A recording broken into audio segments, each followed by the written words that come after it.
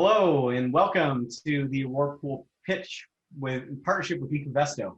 Really appreciate everyone coming this afternoon to see our demonstration. We're going to cover a number of things today. First, we're going to discuss our crowdfunding campaign we're doing in partnership with Equivesto and an overview of the company, where we've come from, where we're going, what we're doing, and in the interesting opportunities in the esports and gaming sector that we're focused on. Alexander, thanks for coming out. No, thanks for having us, Ruben. I'm Alex Morsink, Managing Director of Equivesto. Equivesto is a new equity crowdfunding platform operating here in Canada, and we allow the general public and the community of companies to directly invest in those same businesses, starting at as little as $100. So Award Pool is currently running a campaign on our platform.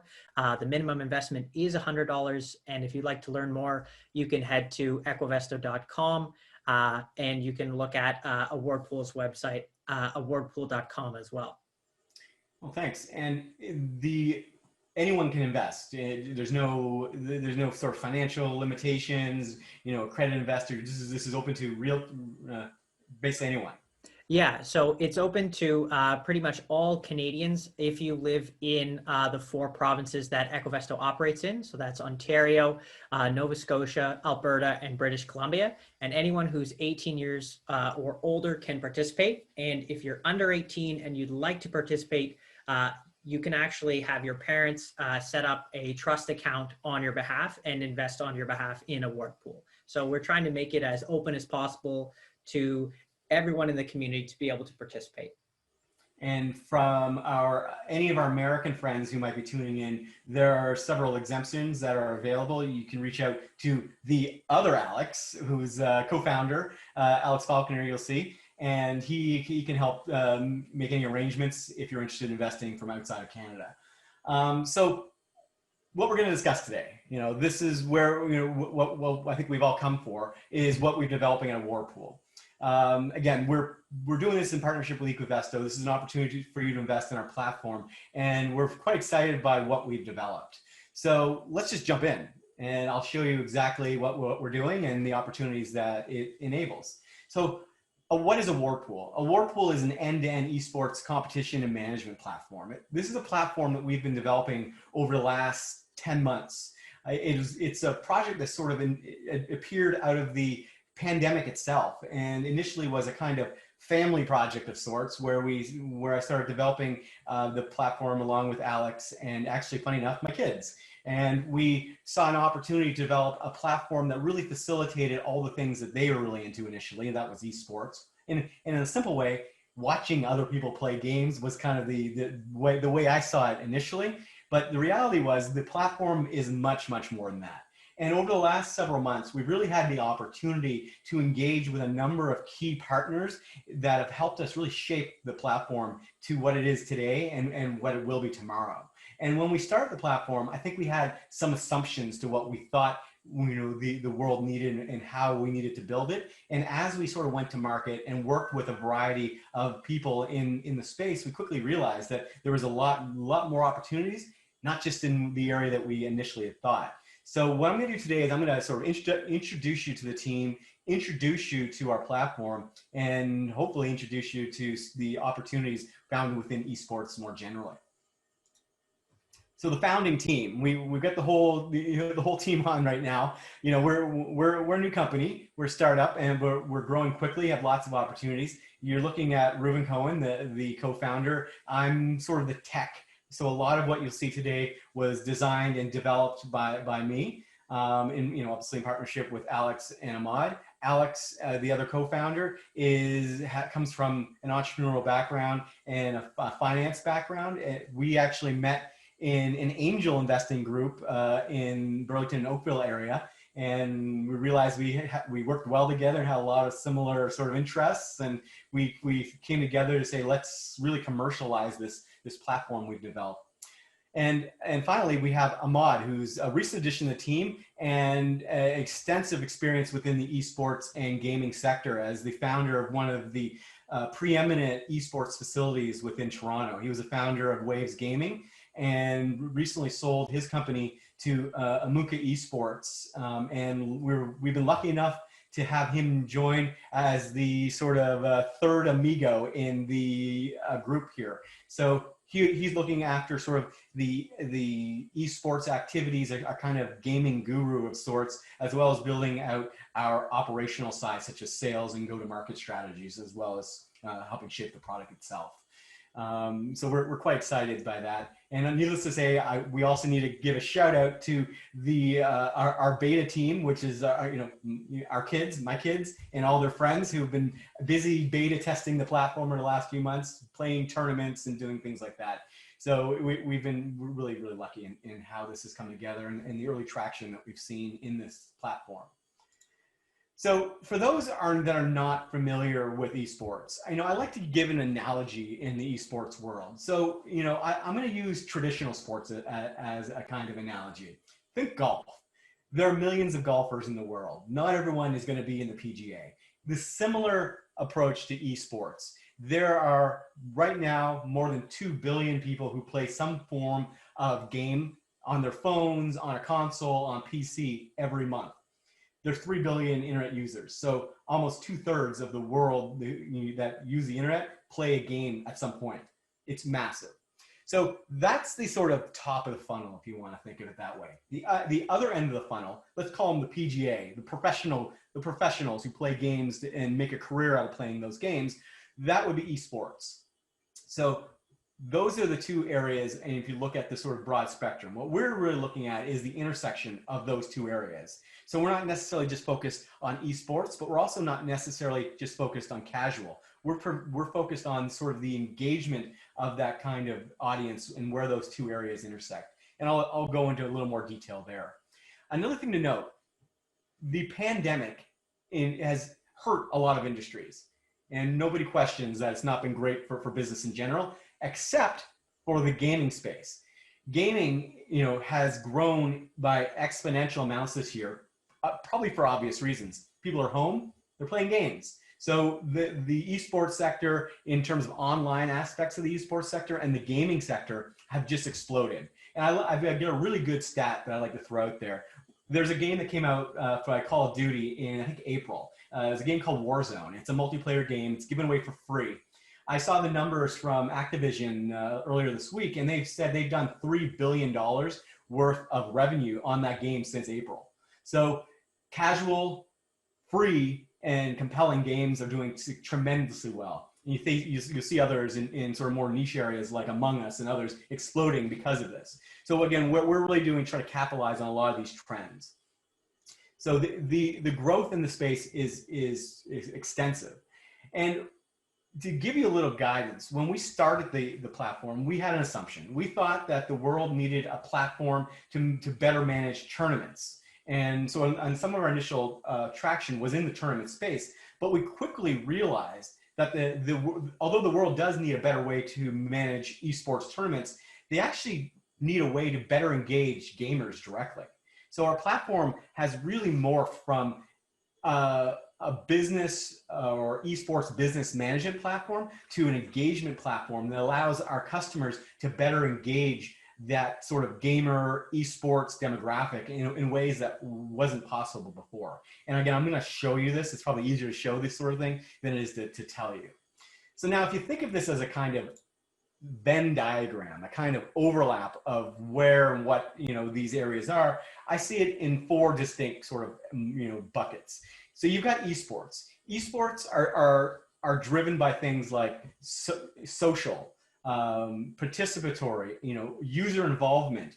There's a real connection between the fan, the person watching, and the ability to interact with them in a way that more traditional sports doesn't do. If you've ever gone to a baseball game or a hockey game, you're sitting in the audience, you might be enjoying a beer, some popcorn, but you're not really part of the action. You're sitting behind it, you're sitting apart from it.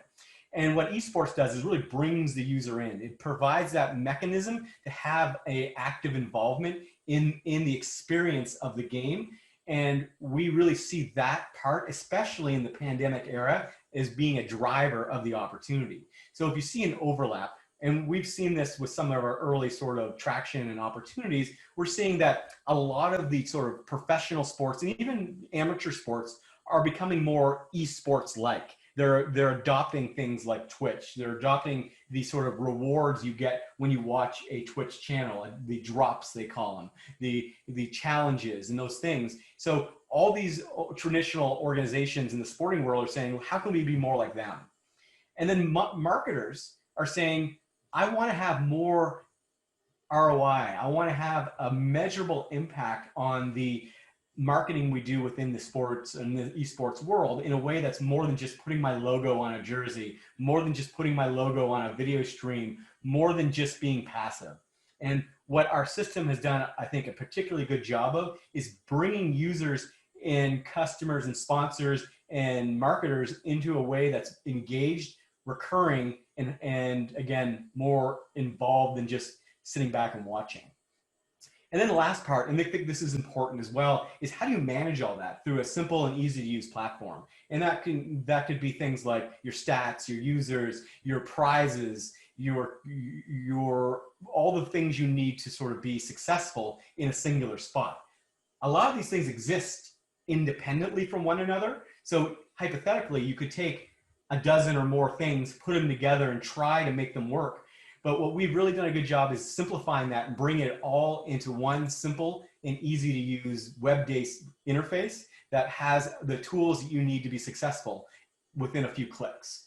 So again, if you think of this as an analogy, we like to use kind of the Shopify of. And when you look at Shopify, we like that analogy because a lot of the things that a Shopify did existed before Shopify. You could build a catalog, you could build an e-commerce store, you could have payments, you could have all these things that Shopify did, but they all sat independently of one another. So if you were looking to build an e-commerce solution, you'd have to try to string a half a dozen or more things together to make that work. Shopify comes around and says, hey, let's bring it all together and make a 360-degree solution that makes it way simpler, way easier, and requires a lot less manual labor to do. So as in essence, taking the job of a dozen people and letting one person do it effectively. And that in itself was revolutionary. And I think in what we're doing, similarly, we bring a lot of that stuff together so you don't have to have a team of people doing all this work. You can be much more efficient and do hypothetically most of it yourself. So award pool is again, it's esports management, and it's focused on the competition, it's focused on engagement, it's focused on the things you need to be successful in organizing these types of sporting environments, the esporting style of environment. And it provides that kind of 360-degree view that is easy and accessible to the average user. We're not necessarily looking to enable just the professionals, but we want the pro level tools that are accessible to anybody. So anyone can compete with the pros, with the tools that we provide. So from a very high level, pro level, we provide competition-based tools. We provide tournament. Our most recent addition, and this is the area that we are probably the most excited by and are seeing the fastest adoption of, is the challenges. And this is probably the majority of the demonstration I'll give you today will be focused on that particular area.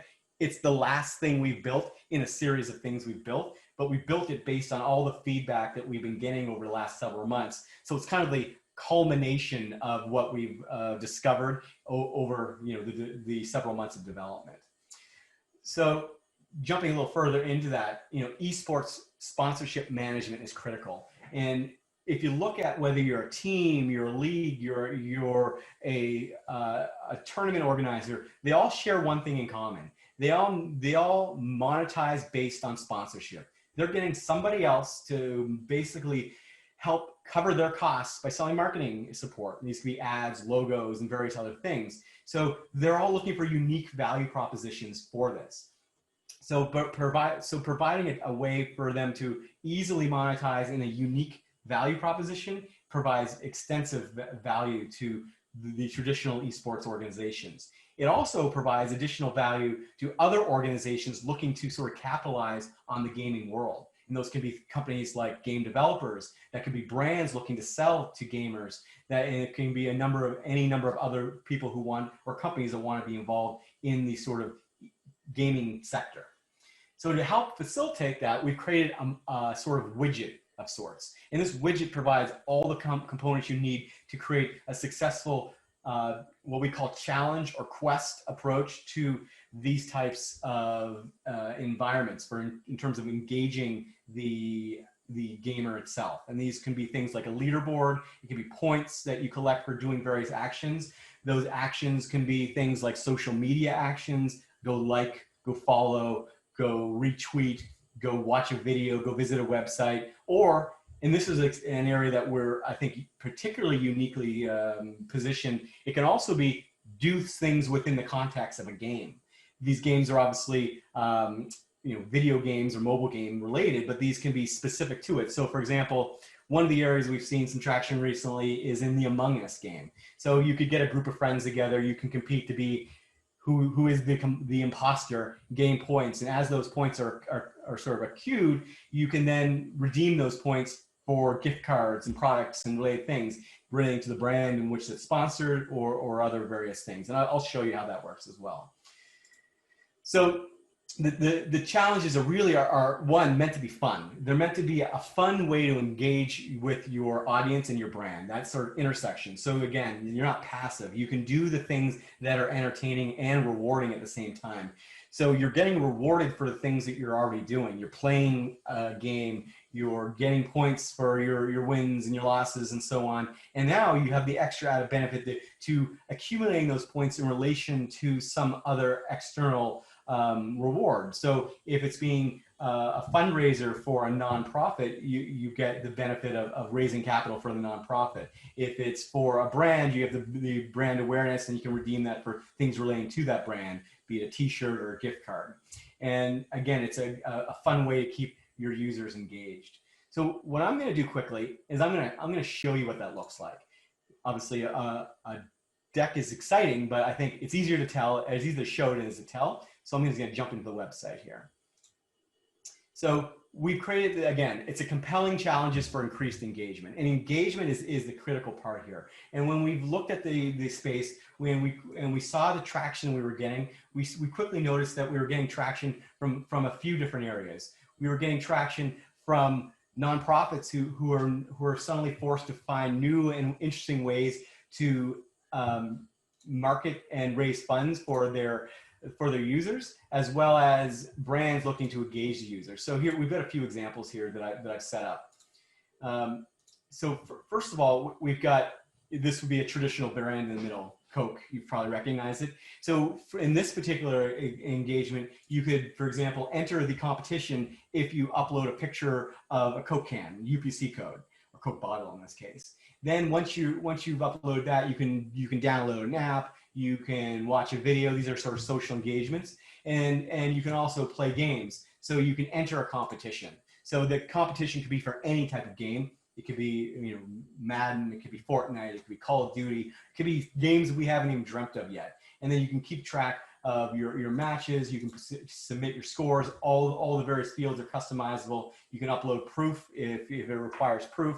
There's also a matchmaking capability that matches users who are online with other users looking to play, and then the other user can sort of verify the results of a given match. You can see the leaderboards at any given point, see where you stand. You can see your prizes, and so you've got quite a bit of sort of capabilities when defining sort of the access to these types of challenges.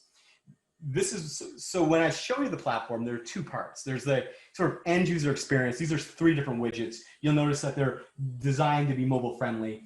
The typical way you engage with one of these widgets is on your mobile phone. So you might do a Facebook advertising, or you might share it on your Twitter or your Instagram or your TikTok, and then you come directly to this, which would sit in the context of your own website or the actual app itself. So it's a way to sort of really engage those users. Now, if you're a brand, you might want to have multiple challenges and multiple reasons to come back. So if you're Kraft Dinner, for example, and you want to advertise to a younger sort of college demographic, for example, you could go in here, you can have your challenge, you can see play your friends, certain aspects are actions are ended based on time. You can, again, upload, all those sorts of things. It's all embedded in the system. So you can see prizes. this might be a PlayStation 5 gift card, Amazon. It's all, again, all customizable. And then in the back end, you've got the ability to actually manage a lot of these components. So I'm going to jump into the challenges section. You'll notice there's several other sections as well. If anyone's interested in digging deeper into any other parts of the site, I'm happy to do that, but we'll do that on a different presentation. This particular presentation is focused predominantly on our challenges capability, which is our sort of latest offering. So again, now what we're looking at is the back end.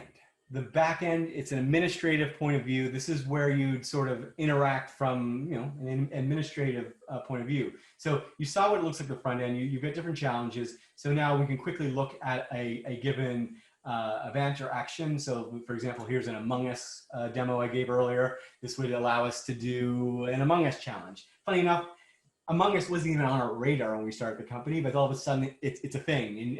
And if you're 14 years old, it's a major thing. It's basically, I would call it like Clue, in space or something. It's kind of an interesting sort of game.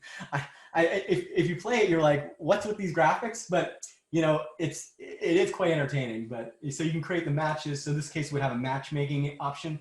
Everything you see can be embedded. So we're in the back end. So you can copy the code. This basically allows you to embed it in the website, much like the demonstration I just gave you. Now, if you want to enter the competition, I can go here. We have our own sort of lobby system that allows me to see who else is online. You're looking at my alpha dev server, so there's nobody else online other than me. But if there was someone else online, you see a list of the people here, and I could say, hey, play me. And then you'd be able to go and play them in a match. Again, this works for any game. And hypothetically, I guess it could work for any game regardless if it's online. Although right now, not much is happening offline, so it's not much point to focusing on that. So then we can go in a little further. So you'll see there's a Call of Duty challenge. I'll go and take a look at what I've got in there. So we can set up things like descriptions. We can add product rewards, videos, point allocation, minimum prize requirements. So let's say you're giving away a $5,000 trip to Jamaica. Well, you might not want to give that away until you have 500 participants to make it worth your while. So you can put in those limitations. Let's say you're doing a fundraising event. You can put prerequisites such as donation or payment. So you can't actually enter until you give a donation. Maybe you're targeting a younger demographic. You might want to do donation or referral. So refer 5 of your friends and you can gain access to the challenge, which creates a kind of viral loop. Because part of the process is having people do social things. So refer 5 of your friends, and the second step is go follow us on Twitter or follow our TikTok or whatever it might be. Then you can define your rewards. So we've got integration with a gift card system. So rather than sending cash is great, but it's difficult to manage, and there's regulatory issues with sort of money transfer. So the easier solution to this is gift cards. So we can do gift cards or products directly. So in this case, you could set up a Visa debit card and just send them a digital debit card, which works on your phone. Or similarly, you could do that based on a number of different gift cards we have. So currently have gift cards in more than 300 different categories in 200 countries. So if you're doing an event in India, you can use, for example, Amazon India. If you're doing an event in Russia, you could do the corresponding company in Russia. So we've got quite a bit of flexibility, and you don't have to worry about money transfer. You don't have to worry about currency issues. It's all easy. So you can go in here, you select the item you want, put it in. You can say it's a point value. You get it for 500 points acute, or you can say it's maybe a first place. So for example, if you're giving away a trip, then maybe you might use our Expedia hotels.com gift card and give away enough to cover the trip to Florida. So you've got lots of options there in terms of facilitation. The next thing we can do here is we have actions. And you'll notice that we've got a number of actions, and those actions correspond to the actions that you saw here. So you've got these different actions. That's the front end view. And then in the back end view, we've got donations and various things. So we go here and create an action. Those actions can be things, again, like URL actions, go visit a website, refer your friends, response. So the response is interesting because we can do secret codes, or we can do it in the form of even like a code challenge. If you're learning how to program, we've got integration with things like GitHub. So if you wanted to do a bug hunt, for example. We could have the ability to have, points for submitting bugs for our app, which is exactly how my kids and their friends are using it. So each time they find a bug, they get some points, and they get enough points, I give them a gift card, which is for like Fortnite, and they're happy and excited. We can do challenges, payments, competitions. Challenges and competitions are similar to one another. Social media related actions, Facebook likes, YouTube views, Twitter, those sorts of things. And actually we have many more of these coming soon. And again, the code-based ones are exciting for folks doing things like hackathons and other code-related activities. So you could, let's say you have an open source project and you want to reward your users for submitting code, you could do that. So every time you submit an issue, you might get some points. So again, it's very flexible in how it's used. You can think of this as almost a gamification. We can gamify just about anything when you think about it. Okay, so we can create these towns, and I'll show you just quickly how that looks. So, we can go in here, we can do an action. You have different options. You can define what those actions are, how frequently they occur. Is it a one-time action? You might be only able to download an app once, but you might be able to like something more frequently or watch a video more frequently. So depending on the activity, it might determine the actual activity and how frequently it happens. So for example, if you're doing a gaming challenge, we could also have the option to define that based on a duration. So for example, if we go in here and we set a competition, we could specify that it happens on a different frequency than potentially other things, and when it's available, all those sorts of options. Then we can facilitate. So one part I showed you how we facilitate the actual sort of gifts. Then we can facilitate how we send the gifts. Pretty simple. We can just click it. I can send it to a given user. Bam, we've sent it based on the challenge, a competition. We can then specify who gets it, include a message. The monetization is pretty straightforward. We monetize based on the monetization of our users. So if you want to actually send out gift cards, you have to hold a balance. So that balance is held. You can add funds. So you put in $50, and we get our $15 commission based on that. It's an upfront payment, so meaning we need to hold a balance for those cards, and then those cards basically are sent. The other area we take a piece of is the actual donation and payments. So every time we have a payment go through the system through things like Stripe, we take a fee based on that. In the new year, our intention, once we sort of go out of our sort of early development phase, we're going to add additional monthly subscription capabilities, which will add the ability to have some of these features locked down. So for example, you might not be able to do more than a certain amount of challenges unless you pay for sort of the enterprise version of the software. Right now, essentially anyone can come in and create these for free while we develop the platform, and we take our commission. The entries, so you can see various entries, you can see who's been paid, what prizes they've gotten, you can see all those sort of things. I can add additional ones if I want to do that. And we can combine those in the campaigns. An interesting feature of our campaigns. So if you think of challenges as a group of actions, then we can group those challenges into campaigns or multiple actions. And then we can also manage those based on things like geography. So for example, we can define things like the rules or the overview, but we can also define things like the geographic limitations. So in this case, I've limited to Ontario and California. So if you're running an event, let's say, and you don't want a certain geography to be involved, maybe because of regulatory concerns, in Canada, that could be, for example, Quebec. They've got pretty stringent gaming laws. So you might want to exclude Quebec from that. You can do that easily, and we can geo-target based on that capability. We can actually get really specific when it comes to geo-targeting. Just as an example, we're working on a project right now with the YMCA in Philadelphia, and the YMCA is again suffering because they've had essentially to be locked. All their students are locked at home. Schools are closed. They can't open their facilities, and their students in North Philadelphia are high risk.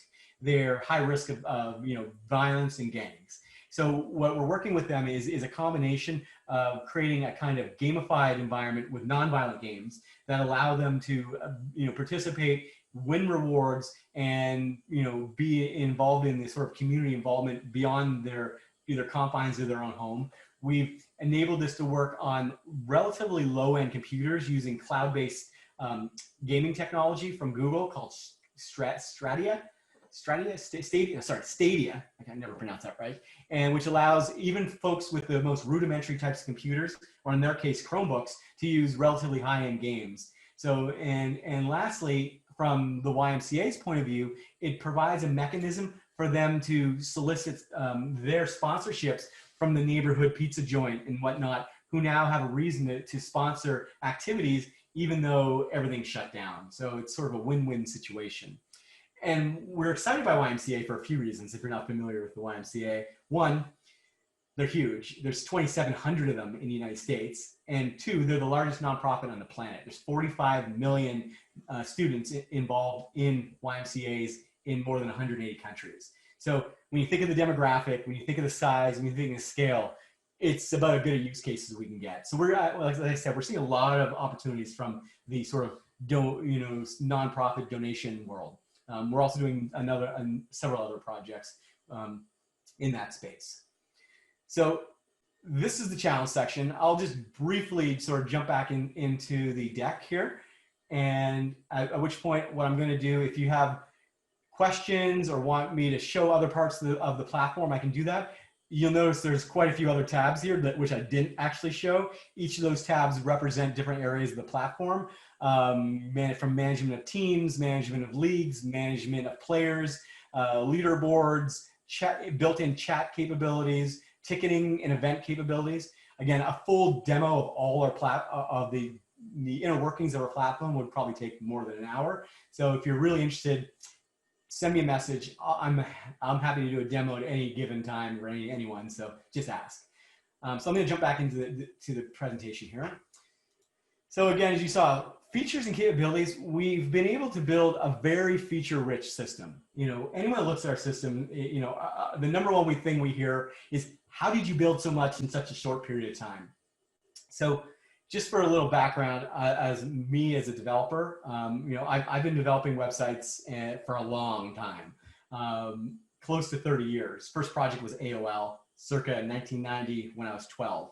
So long time, a lot of development. I built a lot of things over the years. The most notable thing was a cloud computing platform in 2003, startup I created. We were lucky enough to help develop the first version of the Amazon's Elastic Cloud Platform, EC2. Everything you see today is built on Amazon. So wherever possible, we're using what they call low code or no code environments, which means we can integrate various secondary systems relatively quickly. So we're building this platform in the most modern approaches. There's various forms of artificial intelligence, machine learning algorithms, a multitude of APIs. I really look at the system as a sort of API integration. We're interacting with the Call of Duty, the Fortnites, the League of Legends, Riot APIs, Dota 2, all these various gaming systems where we can get the data, verify, validate, and gamify. So that's essentially how, essentially one developer could do so much in such a short period of time.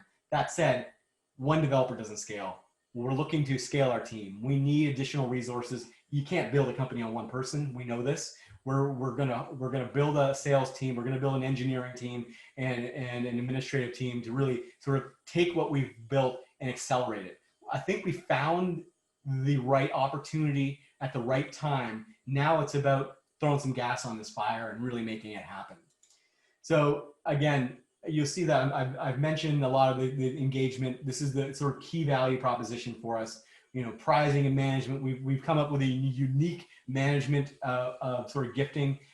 Gift cards in this space is actually pretty unique. We don't really know any of our competition specifically doing this sort of gift card approach, which again gives us a sort of unique value proposition. And we also don't know of really anyone that's doing this level of kind of game integration where you can do these sort of game specific challenges.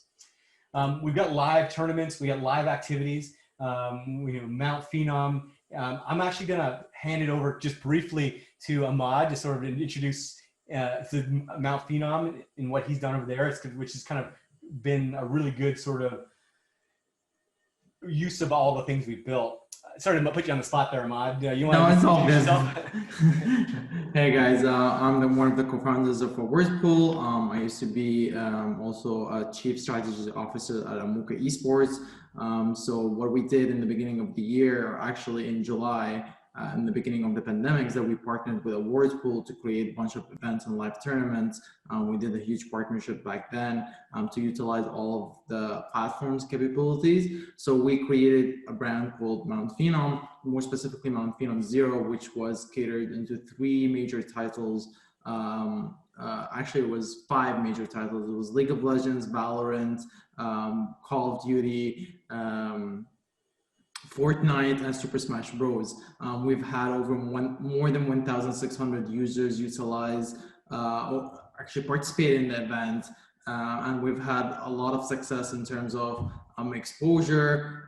This event, well, the more specifically, the Moon Medallion was also in partnership with an influencer called Mutex, who's a big Call of Duty streamer. That event specifically was sponsored by G Fuel, Corsair, powered by Whirlpool, and we also had brands like Battle Beaver also participate, which is a controller company that manufactures controllers for games.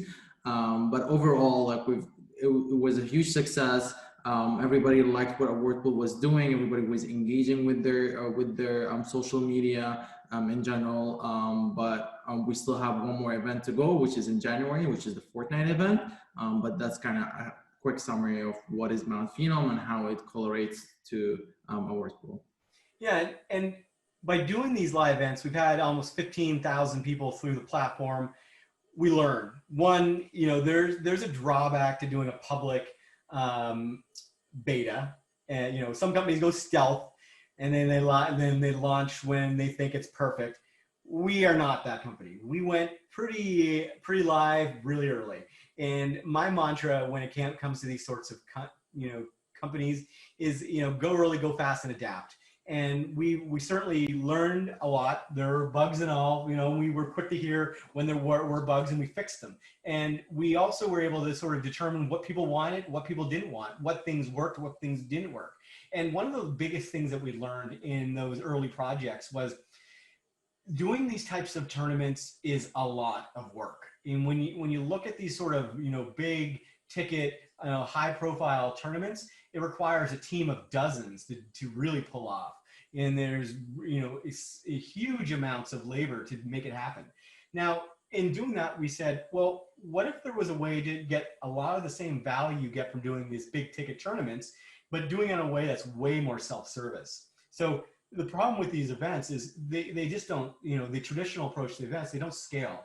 The amount of effort involved in managing a few hundred participants basically means that you're never going to do more than a few hundred, maybe 1,000 if you really have the skills, but you're never going to scale it to tens of thousands or hundreds of thousands of users because it requires some person to be involved in a lot of the logistics.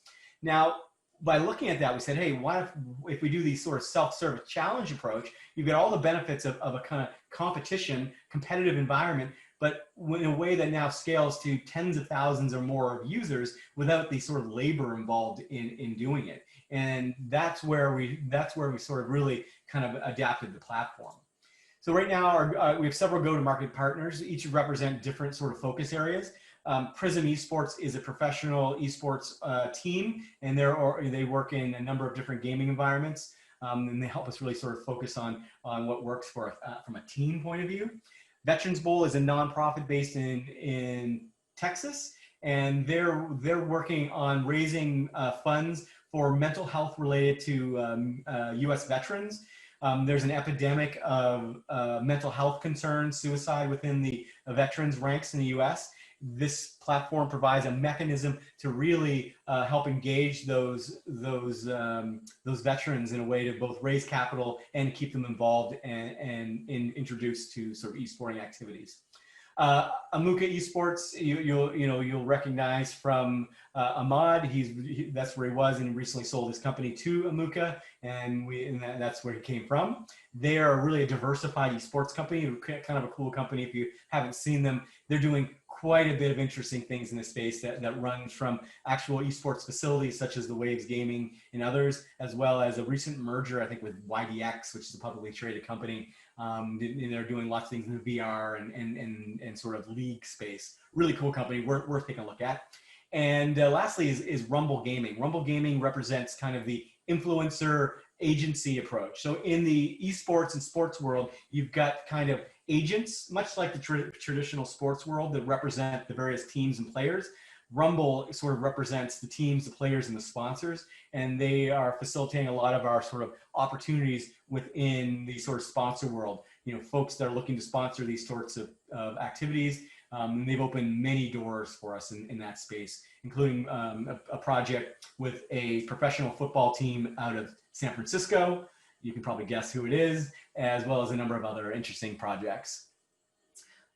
In terms of traction, this is up until November. You know, keep in mind, we're still finding our product market fit. You know, we're adapting. I think we're going to see a significant increase in these numbers as we start rolling out our latest sort of challenge capabilities. But even with that, we're seeing 300, 400% growth. Our numbers are very strong. More than half our users currently are coming from the United States. I think that's pretty general for startups.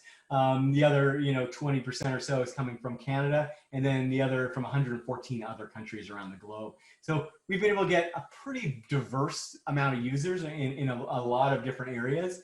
Luckily for us, English is the language of gaming, so we haven't had any trouble with sort of localization out of our platform at this point.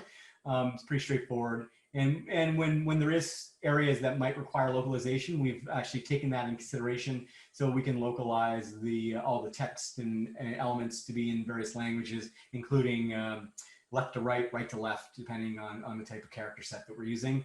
In my previous startup, I had a joint venture in China, so I'm very familiar with sort of international growth and strategies. That said, for now, we're focused predominantly on North American and European markets.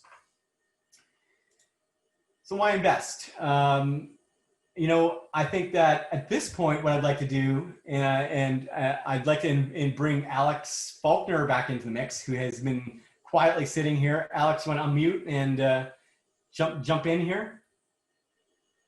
Yep, I can do that.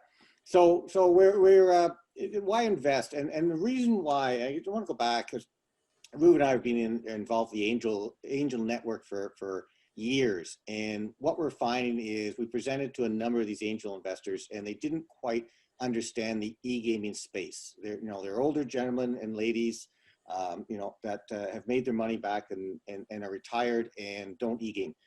They might have kids or grandkids that do it, but they don't. They were interested, but they didn't understand the marketplace. So, then we started going the other direction, and we started going with the young kids, I call them young kids, they're 15, 16, up to 25, 27, who love e-gaming, understand exactly what we're doing, but have no money. So this is the reason we got a hold of Alexander and said, listen, we got to do a crowdfunding, because, these young kids who are enthusiastic about what we're doing just can't afford a, $10,000 or $25,000 investment, but they can afford $100 or $250, and it doesn't break their bank. And this is allowed now. So this is why we're going after the crowdfunding. This is why we're presenting on, we're allowed to go through LinkedIn and Facebook and reach out to a number of people. And this is why we're having this production. Why invest in us? It's a startup company. Like Ruben mentioned, there's 2.5 billion users of e-gaming in the world. We want to tap into that marketplace, not the professionals. We want to go after the mass market. That's a huge marketplace, and we get any kind of foothold in there. We're a good company to invest in. If you want to switch to the next slide there, Ruben. Sure. So so we're offering 1.25 shares available to investors, 20 cents a piece. We want to raise anywhere between 100 to 250. What we're doing now is, with the number of people we've worked with in the past, the partners, the Amukas of the world, we got Ahmad on board. We're ready to now commercialize this on a large scale. Starting next Monday, I believe we're just going to go out and we're going to start promoting and selling to the different companies out there that can use this to reach out to their end users, which is the e-gamers. So we're going to use this platform. We're starting money to aggressively go after the sales side of things, which over the last 6 months, we've worked with Ahmad when he was with Amuka, and a couple of other tournaments. We got all the bugs, or most of the bugs aren't out. We want to go actively into sales now. And so I think that's a turning point in our company, and I think that's a good reason to invest now. Don't know what else. Is there that's very, very helpful. You know, for me, what was exciting about crowdfunding versus traditional is there's a direct relationship you have with your sort of funders, even though it's a smaller amount of money. Our platform really provides a sort of, one, it's valuable to these types of younger users, and two, I see the sort of overlap of our crowdfunding and our user base as both our funders and potential initial beta users. So, a lot of the folks that are saying, hey, I'll put in a few $100 are actually the folks that are actually going and help me beta test. So I really love that sort of interaction I have with my early users. And the pandemic means I'm not leaving this office. I'm in here all day, right? So the crowdfunding really provides me a way to get out into the community, and without leaving my home. I'm hoping that goes away so soon. I can go back downtown and give those sort of startup challenges and pitches and things like that. But for right now, I can't. So this really provides me a nice, easy way to get access to a really broad group of different types of people. So at this point, I'm happy to sort of open it up to questions. Alex Morsink, if you've got some, want to add some more commentary here, happy to sort of have your input. If you have any questions, I see some, maybe questions in, feel free to ask. Yeah, I'll just hop in and say that the campaign is live for all investors. Of course, we want to make sure that everyone understands the risks involved with investing. It is, of course, an exciting opportunity, but when signing up, you'll have to answer a few questions and provide some information so that we can help make sure that investing in something like a award pool is a good fit for you and your financial goals, and that's part of the legally mandated role of a platform like Equivesto being an exempt market dealer. So we're here to help make sure that everything is done in a safe and secure manner, and the investors, as well as the companies raising capital, are protected and everyone is safe as part of the transaction. Yeah, I mean, I will say we've been very happy with Alex and his team. They've been on top of things. They've helped us do all our Facebook ads and social media posts. It's been a pleasure working with very, very smart crew. If you're looking for a thumbs up, you've got one here. Thank you. Thanks for that. So again, I'm happy if anyone wants to see this or have a more personal demo of some of the areas of the site. I'm always happy to do that. I could dig quite a bit deeper in the tech if that's what we want to discuss. Obviously, being the technologist here, I love to talk tech. So happy to show the algos or whatever whatever it is. I'm your guy. Other than that, I'm not sure if we have any other questions to cover. You can sign up at equivesto.com/awardpool, and you can fill out the sign up to invest. You can be up and running pretty quickly. Great. And Reuven? Yes? It's Ian here. I just had one question. I'm wondering if in your virtual travels around the world, have you seen anything that comes to close to even remote competition on this thing? Is anybody else trying to do it or has done it? Or one of the areas that we probably see the closest representation is in social media related platforms. Again, none of them do any gaming related stuff, but they do. And when you look at what we're doing from the point of view of like some of the likes and follows and things like that, there's definitely some companies that are similar in that regard. But again, if you're looking to engage a gamer, they don't do anything in that space.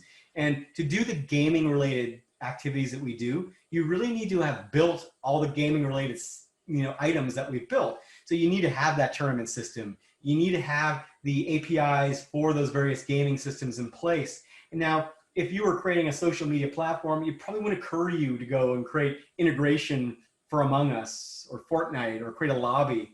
So that again makes us very unique. So when we talk to a nonprofit that say, I want to do some sort of gaming based challenge, to raise capital for, our nonprofit, they're not seeing any other options, which is great place to be. But I'm also cognizant, I'm going to be honest, whenever you're in sort of this area that is, obviously hot, we're getting a lot of interest, but underserved, the most obvious thing that's going to happen next is our competition will copy us.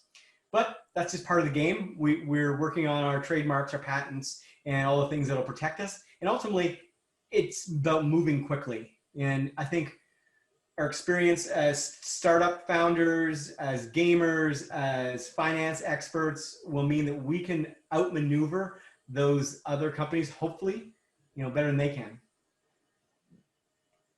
Thank you.